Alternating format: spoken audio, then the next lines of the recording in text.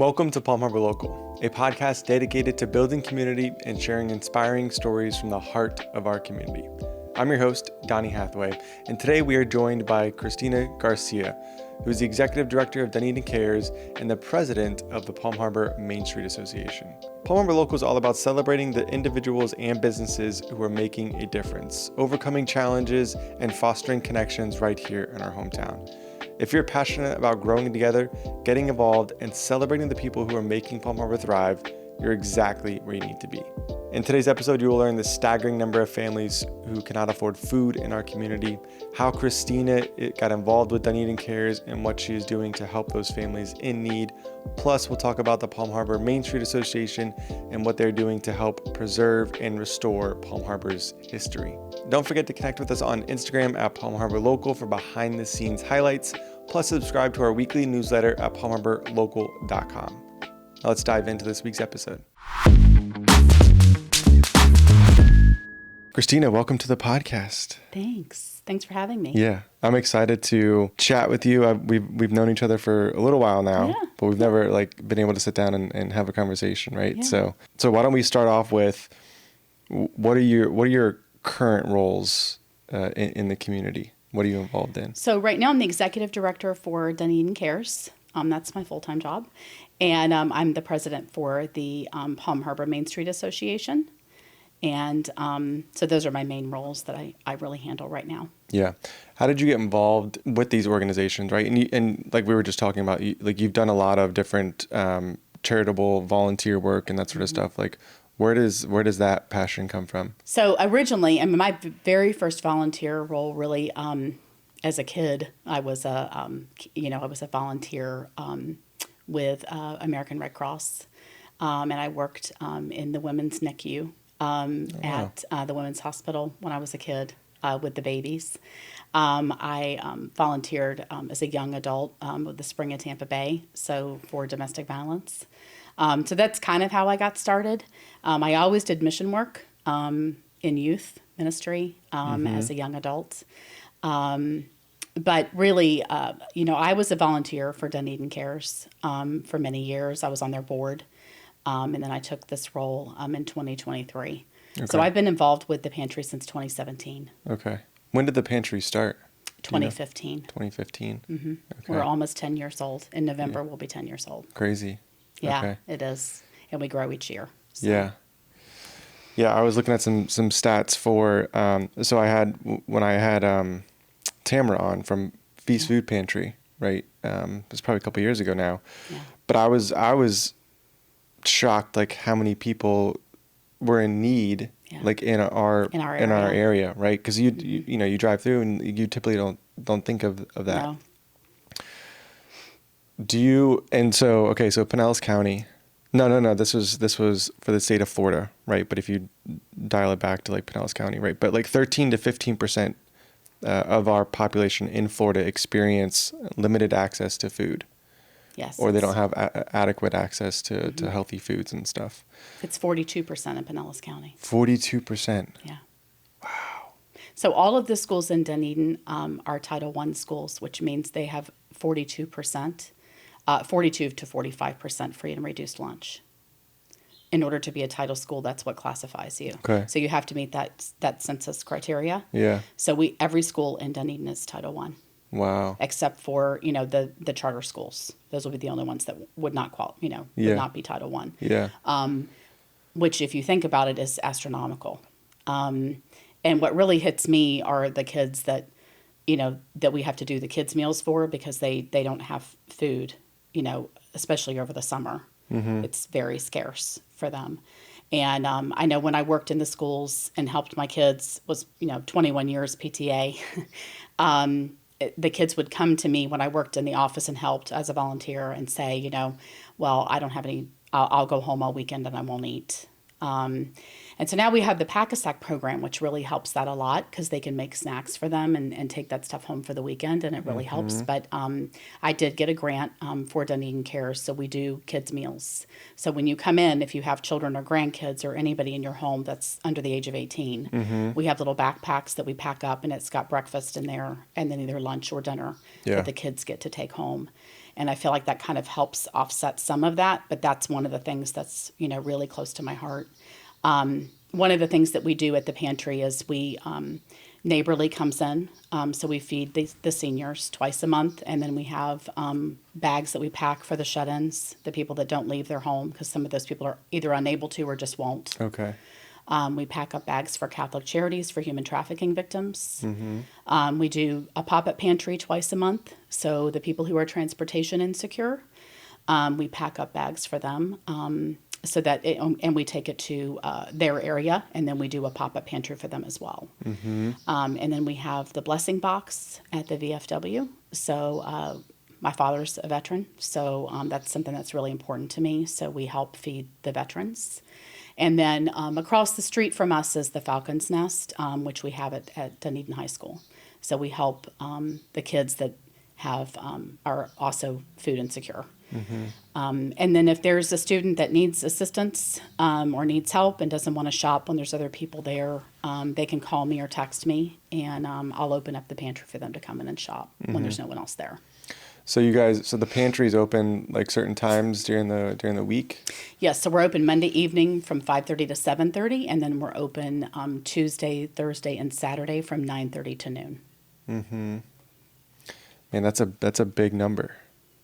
Mm-hmm. Yeah, so like the state of Florida, it said, so 2.9 million people, and then children, it was like 820,000, right, roughly, right? Yeah. That's crazy. What do you think is the issue? Like, what's the larger issue that's causing that? I think a lot of it is lack of funding for people. So housing costs are so high, right? Living costs are so high that by the time they pay, a lot of the people who come to us, they're people who have just moved to this area, people who are new to this area. By the time they pay their rent, you got to pay first, last, right, when you first move. Yeah. By the time they pay that, they don't have any money left for food. It's kind of a misnomer that they're just deadbeats that don't work. Right. A lot of the people who come to us are employed. Yeah. I would say over half of our clients are employed, or they're on a fixed income. And by the time they pay the lovely healthcare system that we have set up, for those really economical prescriptions that we all have to take, by the time they pay for their drugs that they're on, they can't afford to buy food. Mm-hmm. So they have to come to us for what they have left. So there's a lot of seniors, a lot of veterans that come to us, and a lot of working parents that come to us that by the time, they get the kids' clothes for school or they get the first and last month's rent paid, they don't have any money left for food. So it's like we've set up this society where, we have this working class of people that they've paid the lights, they've paid the rent, they've paid their cell phones, right? Because they all have cell phones, I will say that. They all can find us on Facebook or, Google or, but by the time they pay all those other items, there's nothing left for food. I mean, food is like the last, priority. And it should be the first priority, right? Because we all have to eat. Yeah. But they've got to have a car that runs. Yeah, So God forbid they have to get an oil change that month. That puts them right over the edge. Yeah. Any unexpected expense, a lot of people live paycheck to paycheck. Yeah. I think the majority of people in society do. Mm-hmm. There's no money left, set aside or in savings. They don't even think like that. Many people don't think like that. Do you think that's like an education, like educating people on how to like budget properly? Because I don't think like anything I've learned, it's been, knowledge that I've wanted to garner myself, or like, my parents didn't teach me much about budgeting. They would help out like, towards the end of high school or something like that. I remember, sometimes, but like bigger picture, like investing or like how to budget properly, where to, like you don't learn any of that in school. Mm-hmm. I think a lot of it is that, when we get a larger location, one of the things that I would love to be able to do is I've had several, financial planners that have offered to come in and do very basic, just income and expense.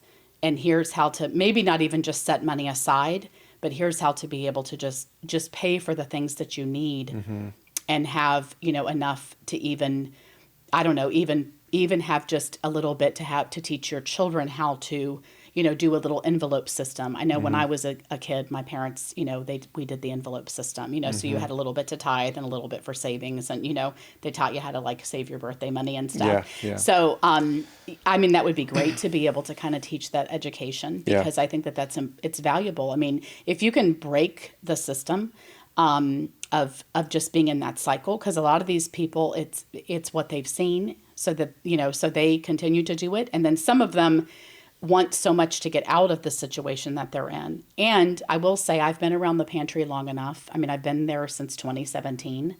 I have seen some people that used to come to us. Now they don't have to anymore. Some of them are now our volunteers. Cool. So, it is possible to get out of the cycle of thinking that, you're not going to be able to save enough, or you're not going to be able to, or they got a different job, or, now they're retired, or whatever the case may be.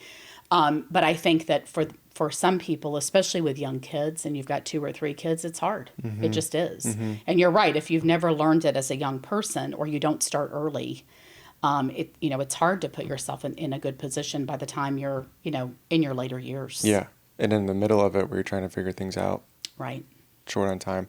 Even we went this recently, but even like shopping, like your car insurance, right? Or, right. Health insurance too, right? But also like your internet and cable bills, and like even shopping those around, because those companies, they get you locked in at a lower rate, and then they increase it 2 years later. And then you got to go through the whole, system and process of like, okay, how do I reduce it? Do I switch companies? Right. But all that takes time, but it's like the system that we have in order to save money and, and limit your expenses. Yeah, and I think some of them aren't, some people aren't savvy enough. Right. And some people don't think ahead enough to say, maybe I should shop around, or maybe I could change this, or you know what I mean? Like they don't have the wherewithal to think that they even have an option. Yeah.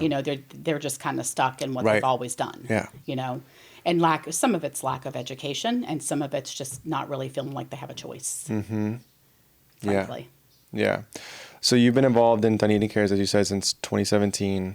How has it changed since you first became a volunteer? Well, I will say that, probably back then we were giving out maybe 150,000 pounds of food a year. Last year we gave out 620,000. Wow. Yeah. So we're an in-pantry shopping pantry. That's where we're a little bit different from some other pantries, in that people come in and shop around our store with a cart, and they select the items that they want to take home. So it's a little bit different. So we serve probably fewer people than some other pantries. Like we did about 29,300 people last year, whereas some people might have larger numbers, but it takes longer for our process. We can do, maybe 5 people at a time, right? Individuals shopping with our volunteers, right? The volunteers get the items, and then they, pour them off the shelf and put them in the cart. They select what they want. But post-COVID, we changed it to where the volunteers are the only ones touching the shelves. Oh, okay. So they shop around and get the items, and they get to pick whatever they want. And they take home about 65 pounds of food per family. And we have everything from, all the dairy, the produce, meat, and then all the dried items. And then we have pet food and paper products and stuff that are donated. The only things that we buy or have from Feeding Tampa Bay is food. So everything else is donated. Okay. Paper products are brought to us from a local merchant, Madison Avenue Pizza. And then all of our pet products are donated from Dunedin Pet Supply, My Natural Pet, and Paws and Claws. Okay. So it's really nice that we have those local partnerships, because we really only want to spend money on something that is our mission, which is food. Food. Okay. Yeah. And then other pantries, they provide like a bag, or Typically, yes, you get a bag or a box of items. Okay. It's pre-made. Yeah. With all the same items in it that I just said. They'll give produce and dairy and everything as well, and meat. Most of us have the same suppliers. We're pretty much all supplied by Feeding Tampa Bay, and then other agencies as well, or other food banks as well. And then they will give you a pre-packed bag to go, and then you drive through and get your bag or your box, and you take it home with you. Okay. And then sort through it. Got it. So you're buying the food from Feeding Tampa Bay? We don't buy it; it's supplied to us. So USDA funds Feeding America. Feeding America funds Feeding Tampa Bay. Feeding Tampa Bay gives to the agencies. Now, you do have an option to buy from Feeding Tampa Bay at a reduced rate if you want to buy more. But that's pallets of food. I'm in a double wide trailer. I can't take pallets of anything right now. When we can get a larger building, that would be an option for us. But right now, it's just not. Because their stuff only comes palletized. Yeah. Interesting. Okay. And so when you're... so everything's like donated to you, right? And you have partnerships and stuff like that. A lot of items are donated. We do get grants. Okay. I am a grant writer, so we do write grants. We spend between $15,000 to $20,000 a month on food, sometimes more, depending on how much we need. Obviously, we have had to limit our guest structure to our guests. Area is now Clearwater, Dunedin, and Palm Harbor only. Okay. Just because we were feeding, people were coming to us from Tampa, Lakeland, everywhere. Wow. So in August of 2022, we had to make the decision to reduce that area. Yeah. If they come to us for the first time and they're outside that area, we will do a rapid shop for them. We give them a sheet, they fill it out. My warehouse staff in the back fulfills that. And then we bring it out to the car. And then we'll give them a whole thing of resource documents of other pantries that they can go to that are in their area. Mm-hmm. And we just have to explain to them that it's a one-time courtesy, basically. Yeah. We just had to make that decision because that's the way it is for supply and demand.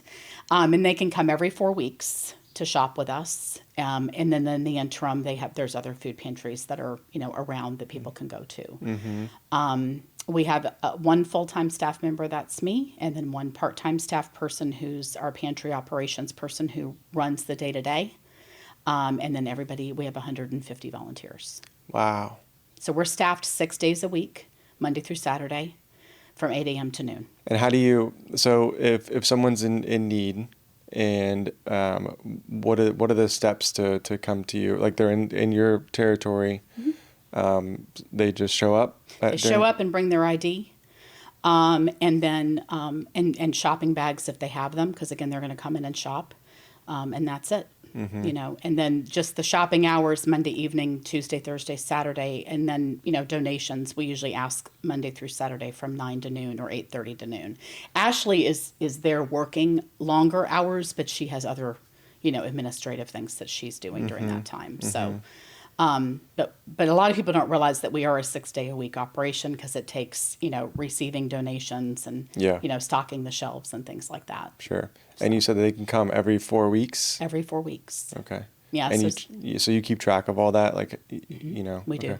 Yeah, we have a system that they go into the system, and then it does alert us if they're, coming before it's their time. And we will let them know that they can come back the next week or the next day or whenever it's their time. Do you know how many food pantries there are in Pinellas County? Total, no. There's so many pop-up pantries at churches, 1 day a week pantries. It would be hard for me to make a definite number, but I can tell you there's probably somewhere in the neighborhood of maybe around 150. Yeah. But you've got ones North County, Mid County, South County.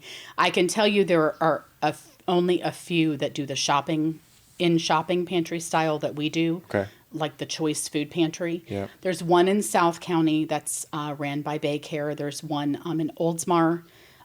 It's a little bit smaller than ours, but it's Oldsmar Cares. They're not associated with us. We just have a similar name. Okay. And then there is one in Clearwater that's called Hopeful Hands. I believe they're open on Fridays only.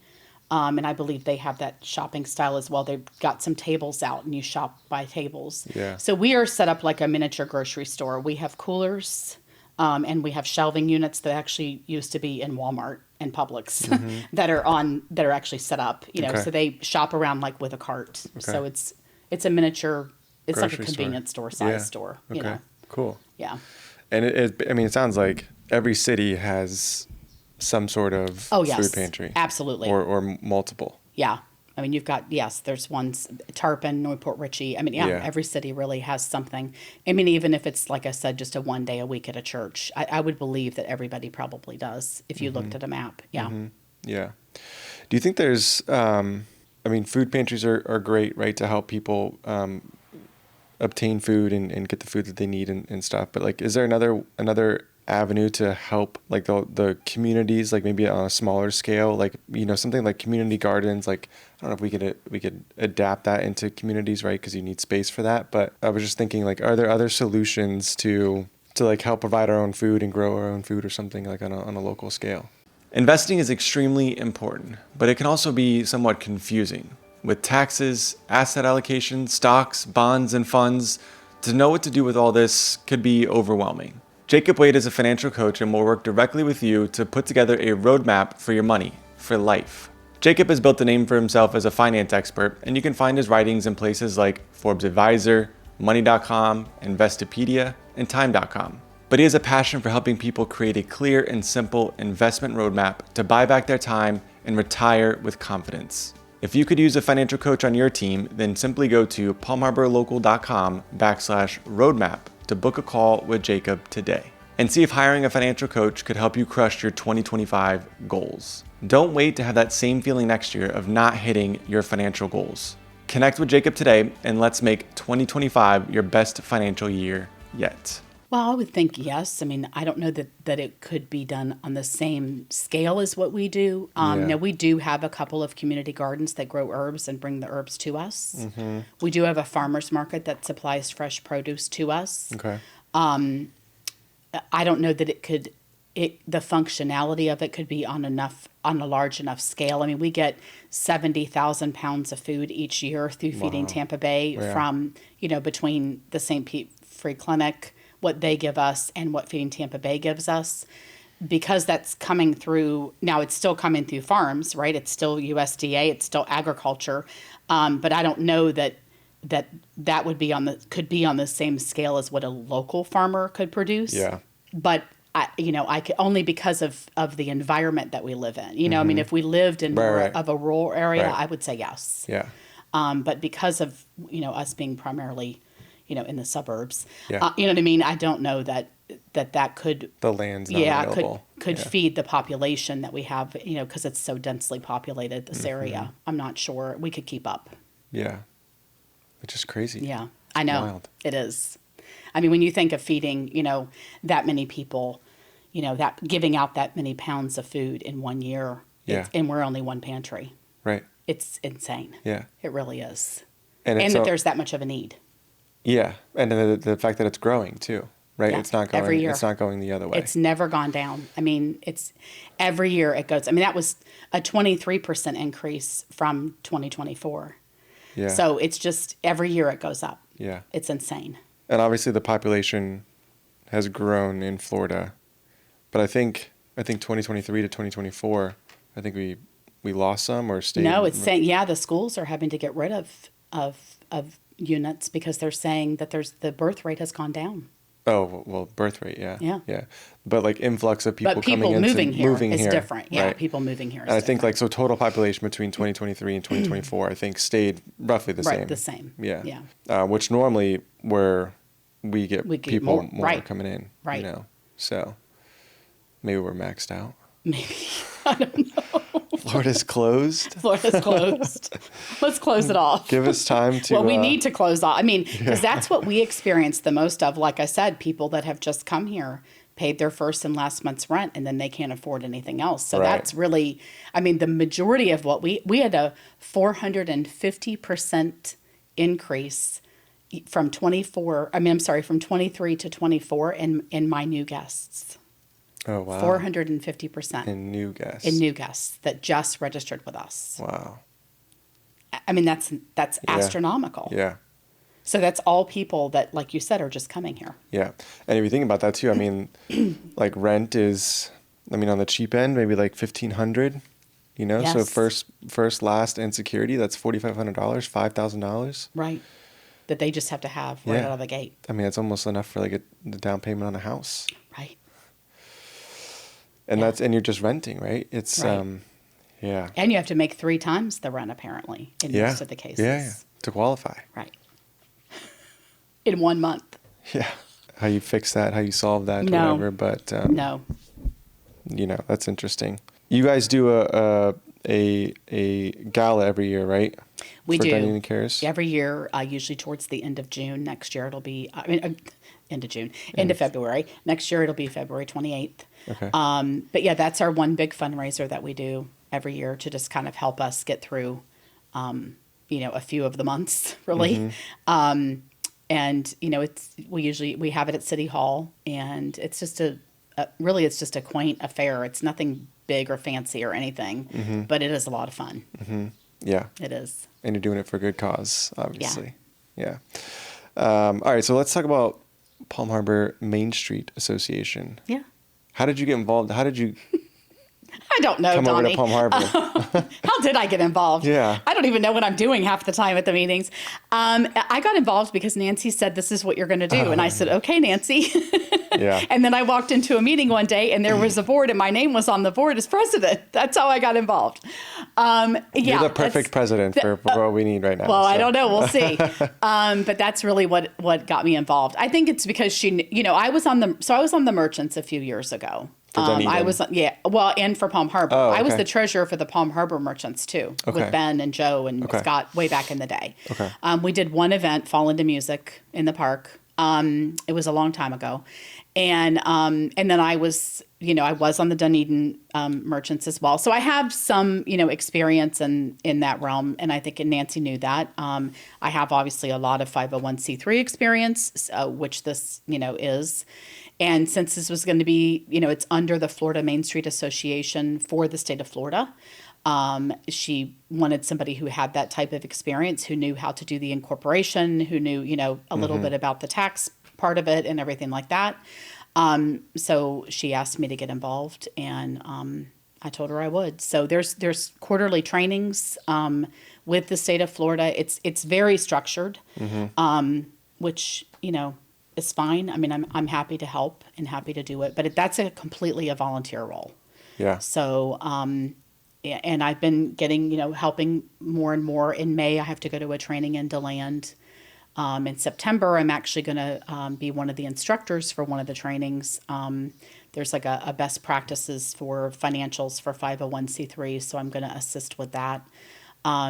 So, I mean, it's a great organization to help, I think, especially in our case, because we have such a rich history in Palm Harbor that people don't know about. In July, we're going to celebrate being 100 years, actually being named, Palm Harbor, which is huge. Yeah. And I think that it's really something to celebrate. And many people don't even realize that that's around. They don't even, there's so many people here who haven't even been to the Palm Harbor Museum. So we're going to have a pop-up Palm Harbor, museum, historical museum, right at the Masonic Lodge. So people can just walk in and go there for the whole week. It's going to start like that week of, July 14th and go all the way till the 19th. And then we get to have a big celebration on the 19th that's going to start at Harbor Hall with a vendor fair. And then later in the evening, we're going to have a really big festival party kind of thing at Pop Stancil. So, I think it's going to be, a great event that's going to culminate in truly a celebration of the historical preservation of our town. Yeah. So I think that's pretty cool. Like you said, like a lot of people really don't know how much history there is here in Palm Harbor and like Crystal Beach and all that, right? So it's cool to bring some of that to the forefront and just make people more aware of that, especially all the people that are new to the area, like we just talked about, right? Absolutely. Yeah. They'll be blown away. A lot of people just, I think, are really going to be surprised. And we have a proclamation for the naming of Palm Harbor, so there's going to be a reading of that, and it's exciting. It really is. Yeah. So Main Street of America, right? That is a statewide program. Yes. Well, it's a national program. National program. Yeah, but we're part of the state portion. Yeah. Okay. But it is a national program. It's all over. Yeah. There's downtowns everywhere that use it. Yeah. And the whole goal of it, right, is just to build up the downtown. Yes. To restore the history of it, or right. Yeah. Yeah. And to preserve some of the historical areas to some people have to have their buildings redone. Yeah. It's to make the right-of-way signs if they need to be done. It's, whatever needs to really be focused on in your specific downtown area.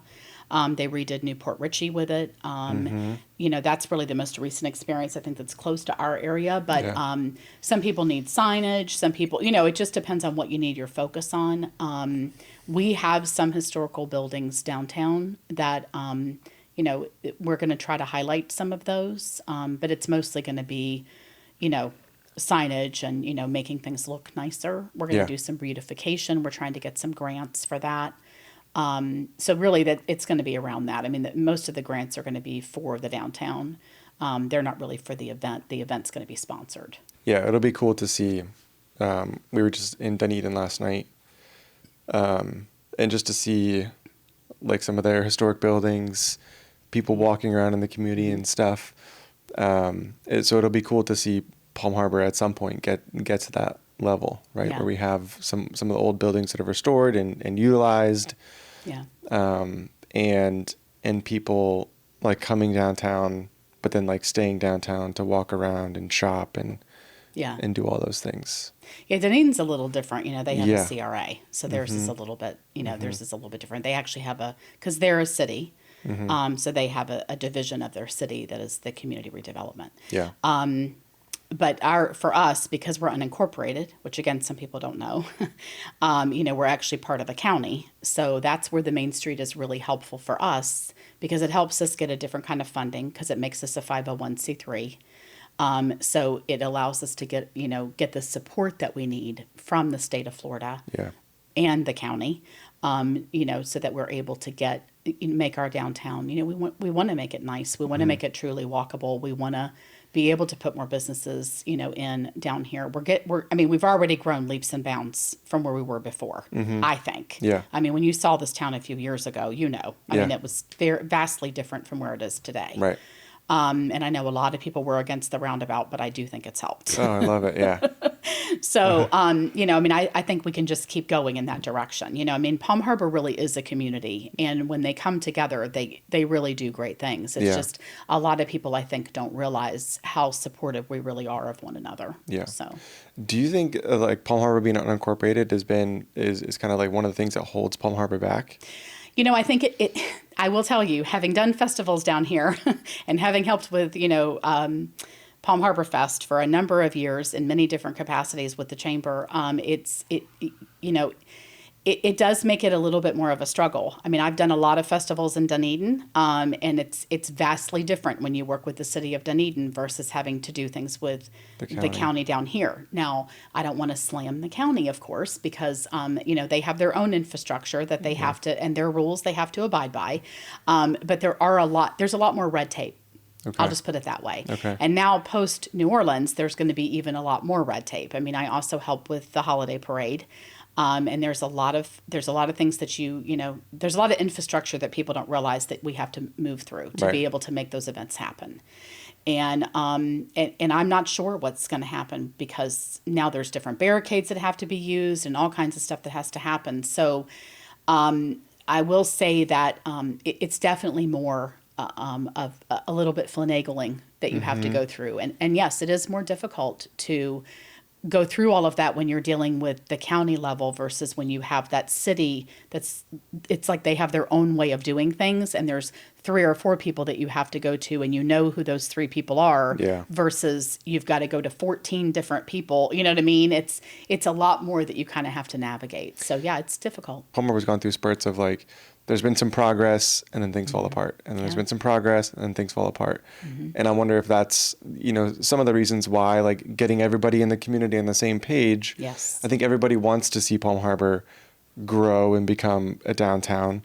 But how we get there is the difficult part. It is because, what happens is a couple of business owners want to step up and do stuff. Yeah. And then they get discouraged because they're like, what's the point? If I have to go through all this red tape and fight, like first of all, if they're already running a business, they're busy. Right. Like they, you know what I mean? They're running a business. They've got payroll. They've got other things they have to do. They're not worried about, they don't have 5 hours to sit on the phone to talk to somebody. You know what I mean? I mean, that's not their first thing that they have to do for the day. You know, they've got to order food, or they've got to buy beer, or they've got to, you know, so it's frustrating, I'm sure, for people.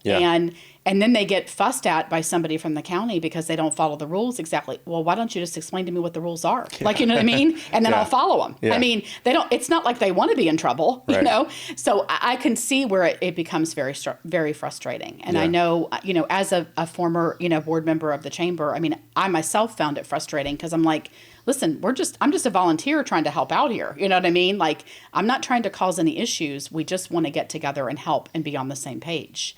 And it's frustrating when they keep moving the rules and changing the rules. You know, how do you follow the rules when they're always different? So I think if we could all be on the same page, which hopefully this is where organizations like the Main Street can maybe help.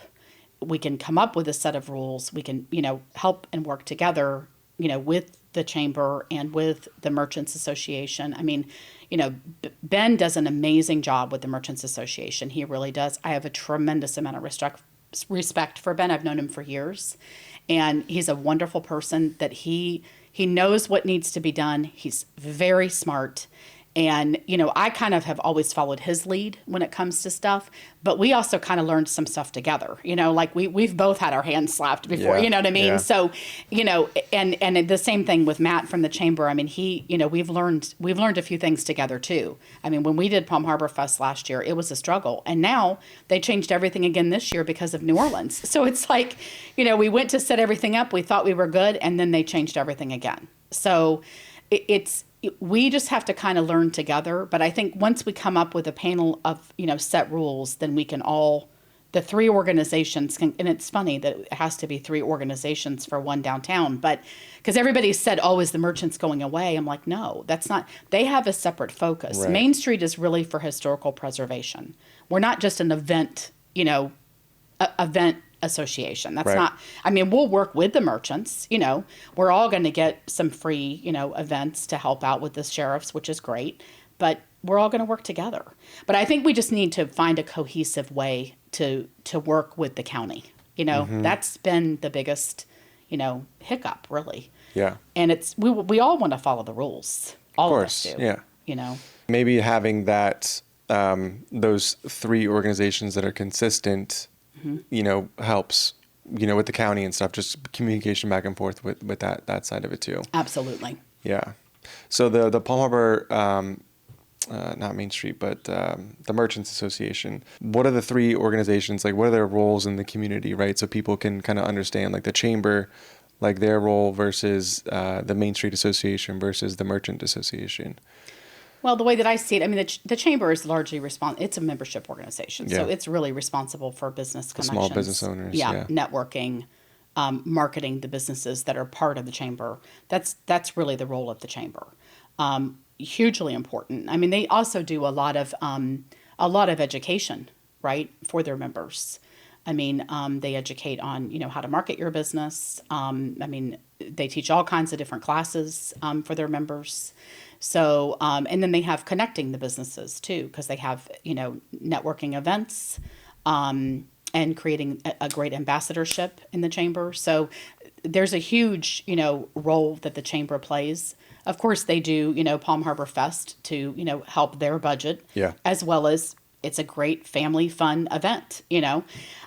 So, you know, I think that's the way I see the chamber. I mean, you know, if you have a business in this town, you probably should be part of the chamber, period, because, and be involved in the chamber. Don't just join and then not do anything. Yeah. As far as the Main Street Association, I mean, I see it as, you know, we're here to improve the downtown, work together, and preserve the, you know, history of the downtown. And really, you know, I've always kind of thought of it as, and this is part of what's in the mission statement, but to not just to preserve the downtown, but to honor Palm Harbor, you know, kind of raise it up and not just, you know, talk to people about it, but explain why it's important to be proud of the town that you live in, you know.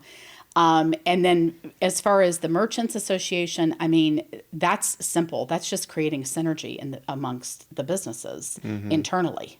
You know, I mean, Ben is really good about, you know, if you have a problem, let me help you fix it. or I can tell you who to go to. He's been around here long enough that he knows everyone. Yeah. So I think that's probably really their focus. It's more internal, how we can support you. And he's very resourceful at getting people help when they need help. Yeah, I love that. It's good to see the groups working together. And it seems like the businesses are kind of bought into all of that as well, right? To see the growth of downtown and all of Palm Harbor. I think so too. Yeah. I've seen more commitment, more people, more synergy, I think, than I have seen in this town in years recently. What do you think the reason behind that is? I think people are ready for change. Yeah. And I think they're willing to do what it takes to make it happen. We've had more people, in the Main Street boardroom, right? I mean, than we've had. I mean, you're there. You're willing to put in the work. I mean, and I think that speaks to your character too. I mean, and what you're willing to do for your business and your community. So I just think it makes a difference when people are willing to lend a hand. It's going to change, their career and their business and where they live. Yeah. I mean, I live in Palm Harbor, so it matters to me how this community is viewed. And even it's not even just the business owners, right, or people that benefit financially from it. It's like the residents that want to be involved absolutely. too, right? Like the person on our executive board, our secretary, is a mom. Yeah, she's a PTA. She's one of my PTA moms. Like yeah. She just her stake in the community is that her kids go to school here. Yeah. And for me, I mean, I don't work in Palm Harbor, but I feed people from Palm Harbor. Yeah. And Feast is a food pantry in Palm Harbor, very dear to my heart, and we feed people, back and forth. We're referral partners, I mean, we help each other. So I think that, you have to support your community. It's very important. Yeah, I like it. Well, Christina, thanks for being here. Thanks for sharing all your insights. Appreciate you. Thank you. I appreciate you too. Thank you so much for tuning in to another episode of Palm Harbor Local. We are incredibly grateful for our sponsors who make this show possible. Jake with Roadmap Money. Now be sure to keep supporting these local businesses and let's keep building community together. Until next time, stay connected, stay involved, and keep making Palm Harbor an amazing place to call home.